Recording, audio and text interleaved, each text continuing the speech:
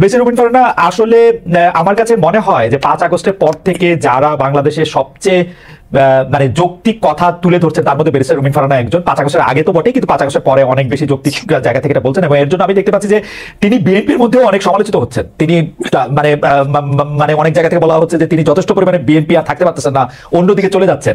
Barrister Farhana, এটা নিয়ে আপনি একটু আমাদেরকে একটু বলবেন। আর মান্না ভাই যেটা বললেন যে আসলে তো বড় বড় রাজনৈতিক দলরা, মানে এটা তো আসলে বিএনপি নামে আসে, যেটা করে দেখাতে পারে নাই, ওরা মৃত্যু দিয়ে রক্ত দিয়ে এটা করে দেখিয়েছে। এখন যে আমরা অনেকে এসে বলছি যে এটার ভাগও আমরা আমাদের চাই, আমাদের এটা করতে হবে সেটা করতে হবে, সেটাও বা আপনি কিভাবে দেখেন? সংস্কারটা আপনার কাছে আসলে কি, কোনটা দেখলে আপনি বুঝবেন? মান্না ভাই খুব চমৎকার তার জায়গা থেকে বলেছেন যে কি হলে তিনি এটি বুঝবেন যে এদিকে আগাচ্ছে। আপনার কাছে আমরা একটু শুনতে চাই। আপনাকে অসংখ্য অসংখ্য ধন্যবাদ খালেদ ভাই। আমি মনে করি যে 5ই অগস্ট এবং এর আগের 1 মাস পুরো দেশ, জাতি, রাষ্ট্র, সমাজ একটা বড় ধাক্কার মধ্যে দিয়ে গেছে।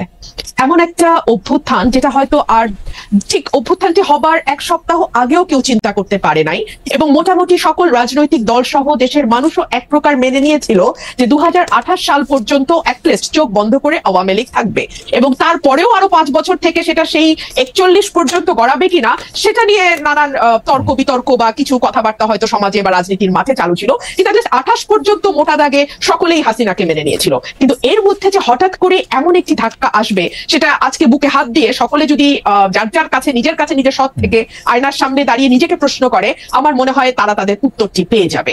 আর যে কথাটি আপনি বলছেন যে খুব বেশি বোধহয় আর পার্টিজান থাকা যাচ্ছে না, খুব বেশি বোধহয় বিএনপি আর আমাকে মনে হচ্ছে না, তার কারণ সম্ভবত এই ধাক্কাটি না আমার মনে হয় প্রত্যেকের ভেতরেই নাড়া দিয়ে গেছে। ধরুন, আমি যদি একজন ব্যক্তিগত রাজনীতিবিদের বা একজন রাজনৈতিক ক্ষুদ্র কর্মী এবং একজন আইনজীবী মানবাধিকার কর্মীর চোখ দিয়ে পুরো ঘটনাটিকে দেখি, আমার কাছে মনে হয় যে কেবলমাত্র একটি নির্বাচন, কেবলমাত্র মন্ত্রিসভার মুখগুলোর পরিবর্তন, কিংবা কেবলমাত্র সংসদ সদস্যদের এক পালের পরিবর্তে অন্য পাল গিয়ে সংসদে বসে যাওয়ার জন্যই এই 2000 মানুষ রক্ত দেয়নি।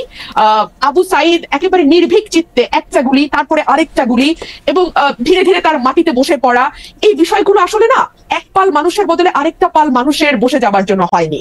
এবং আমার কাছে মনে হয়েছে যে আমার চিন্তার জগতে যে বিরাট একটি ধাক্কা লেগেছে, এই ধাক্কাটি আসলে সকলেরই কম বেশি লেগেছে, কিন্তু এটার স্থায়িত্ব বা এটার ইম্প্যাক্ট এক একজনের জীবনে এক এক রকম হবে। ধরুন, আমার কাছে মনে হয়েছে যে একটি সুষ্ঠু নির্বাচন, বাংলাদেশে যদি একটি সুষ্ঠু নির্বাচনের ধারাবাহিকতা থাকতো তাহলে কি হতো? তাহলে 2014 সালে হাইলি লাইকলি বিএনপি সরকার গঠন করতো এবং শেখ হাসিনা এবং আওয়ামী লীগ বিরোধী দলে বসতো। 18তে গিয়ে হয়তো আবার তারা ক্ষমতায় যেত, 24-এ হয়তো আবার অন্য আরেকটি দল বিএনপি হয়তো ক্ষমতায় আসতো। এভাবে একটা পালা বদলের মধ্যে দিয়ে যেত, এবং পালা বদলের মধ্যে দিয়ে গেলে যে বিষয়টি হতো খালেদ, আমার কাছে মনে হয় রাষ্ট্রের যে প্রতিষ্ঠানগুলো যেগুলোকে দুমড়ে মুচড়ে ভেঙে ফেলা হয়েছে 15 বছরে, সেই প্রতিষ্ঠানগুলোকে এভাবে হয়তো ভেঙে ফেলা যেত না। আজকে যেভাবে আমরা দেখতে পাচ্ছি মসজিদের খতিব থেকে শুরু করে একেবারে পাড়ার স্কুলের হেডমাস্টার পর্যন্ত পালিয়ে যেয়ে প্রাণ বাঁচাচ্ছেন, কারণ সোশ্যাল টেক্সচারটা পুরোপুরি নষ্ট হয়ে গিয়ে একেবারে প্রান্তিক লেভেল পর্যন্ত সকলকেই এক দলের সদস্য হয়ে যেতে হচ্ছে। এই অবস্থাতে বাংলাদেশ যেত না। একটা পাওয়ারের একটা ব্যালেন্স থাকে, ভার্টিক্যাল এবং হরাইজন্টাল। ভার্টিক্যালটা হয় রাষ্ট্র, হরাইজন্টালটা হয় সমাজ। কিন্তু আমাদের এই সমাজের টেক্সচারটাকে, সমাজের বুননটাকে খুবই সিস্টেম্যাটিক্যালি হত্যা করা হয়েছে, এবং হত্যা করা হয়েছে খুবই একটা পারপাসফুলি, একটা মানে লক্ষ্যকে সামনে রেখে। লক্ষ্যটা হচ্ছে আমাকে যে কোনো মূল্যে ক্ষমতায় থাকতে হবে। সুতরাং এইরকম ভুল যদি পরবর্তীতে কোনো রাজনৈতিক গোষ্ঠী এই ভুলটি করবার ন্যূনতম চেষ্টা করে, এই দেশের মানুষ কিন্তু মরতে শিখেছে, এবং ওরা কিন্তু একটা ভীতির মধ্যে ছিল। হ্যাঁ, 15 বছর লিখতে ভয় পায়, বলতে ভয় পায়, নিজেকে এক্সপ্রেস করতে ভয় পায়, ইচ্ছা করে একটা পালের মধ্যে লুকিয়ে থাকে।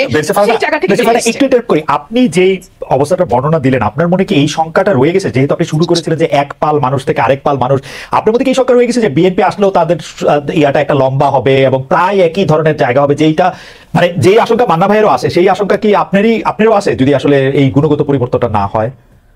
দেখুন, বিএনপি 17 বছর নানান রকম জুলুমের মধ্যে দিয়ে গেছে।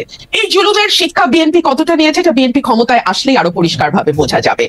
তবে বিভিন্ন জায়গায় আমরা যেই মেসেজগুলো পাই, সেই মেসেজগুলো খুব সুখকর নয়, এবং এটা যে সুখকর নয় এটা তো বিএনপির চেয়ারম্যান নিজেই স্বীকার করছেন, তাই না? তো তাহলে অথচ উনি কিন্তু বারবার ওনার নেতা কর্মীদের সতর্ক করছেন। এখানে 2-3টা বিষয় হতে পারে, যে এক হচ্ছে যে ওনার বক্তব্য কি ওনার দলের তৃণমূলে যারা এই ধরনের কর্মকাণ্ডের সঙ্গে যুক্ত হচ্ছেন, মধ্যম পর্যায়ে যারা যুক্ত হচ্ছে।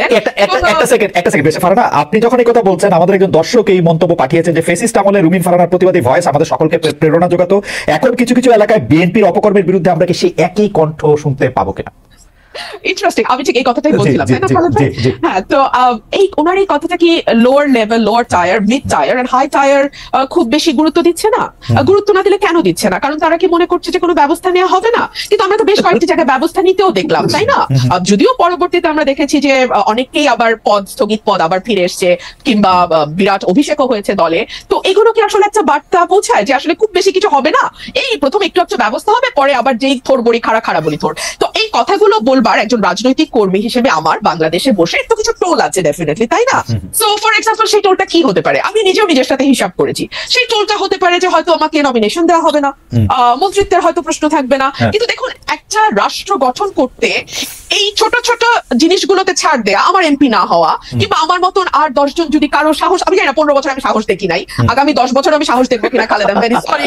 আমি না বেরেসা ফারহানা, না বেরেসা ফারহানা, আপনাকে একটু থামাই এই পর্যায়ে। আমি শুধু প্রশ্নটা করে রাখি, সেটা হচ্ছে যে আপনি একাদশ জাতীয় সংসদে অন্যতম বিরোধী কণ্ঠস্বর ছিলেন, সংসদের মধ্যে সংসদের বাইরে, কিন্তু যারাই বিগত 3 সংসদ নির্বাচন অংশ নিয়েছেন, সংসদে গিয়েছিলেন, তাদের ভালোভাবে দেখছে না বৈষম্য বিরোধী ছাত্র আন্দোলনের নেতারা বিগত 3টি নির্বাচনের সমালোচনা করলে একে সংসদে থাকা ঠিক হয়েছে কিনা সেটি প্রশ্ন করছে। আমাদের দুটি প্রশ্ন, যে আপনি আসলে অন্য কোন রাজনৈতিক দলে, বিশেষ করে এই বৈষম্য বিরোধী ছাত্র আন্দোলনে যদি রাজনৈতিক দল সংগঠন করে সেখানে আপনি যাবেন কিনা, এক। আর দুই হচ্ছে যে আপনি যে আশঙ্কাটি করছেন যে আসলে নমিনেশন মনোনয়ন না পাওয়ার ব্যাপারে, সেটির ক্ষেত্রে আমি সেটা বলছি না, খালেদ, আমি একটু ক্লিয়ার করি, না হলে না খুব একটা হেজি হয়ে থাকে। মানে আমি বলছি এই ঝুঁকিগুলো বাংলাদেশের প্রেক্ষাপটে তৈরি হয়। আমি পাবো না বা পাবো কোনোটাই বলছি না, এই ঝুঁকি তৈরি হয়। এই ঝুঁকি নেওয়ার দেশের স্বার্থে, দেশের কল্যাণ, এবং যে ধরেন এক গুচ্ছ মানুষ, কয়েক লক্ষ মানুষের কিন্তু একটা প্রত্যাশা যে 15 বছর তো ওই মানুষটিকে আমরা সত্য বলতে দেখেছি, সাহসী ভূমিকায় দেখেছি। এখন কি তিনি ওই জায়গাগুলোতে কম্প্রোমাইজ হয়ে যাবেন? একটি নমিনেশনের জন্য কিংবা একটি মন্ত্রিত্বের জন্য করে কম্প্রোমাইজ করবেন? আমি আসলে বেছে নিয়েছি কম্প্রোমাইজ না করাটাই। ওকে, আমরা ওই প্রশ্নটা, মানে আপনি বৈষম্য বিরোধী ছাত্র আন্দোলনের সঙ্গে যাবেন কিনা, তারা রাজনৈতিক দল করে, সেই প্রশ্নটা আমরা একটু পরে আসবো। আমি আবারও আপনাদের দর্শকদের, মানে আপনার এই পজিশনের অনুবাদ দর্শকদের কারো কাছে কি সেটি একটু আপনাকে শোনাই, আপনি একটু মান্নান ভাইয়ের কাছে যাই। মাহফুজ আহমেদ, তিনি ইংরেজিতে বলছেন, the lady is hypocritical, she doesn't prefer Awami League but she has soft corner for student wing of Awami League. যাই হোক, এটা আপনাকে দেখে কেন মনে হলো সেটা আমি জানি না, সেটা তার অনুবাদ। আমি একটু মান্নান ভাইয়ের কাছে আসি যে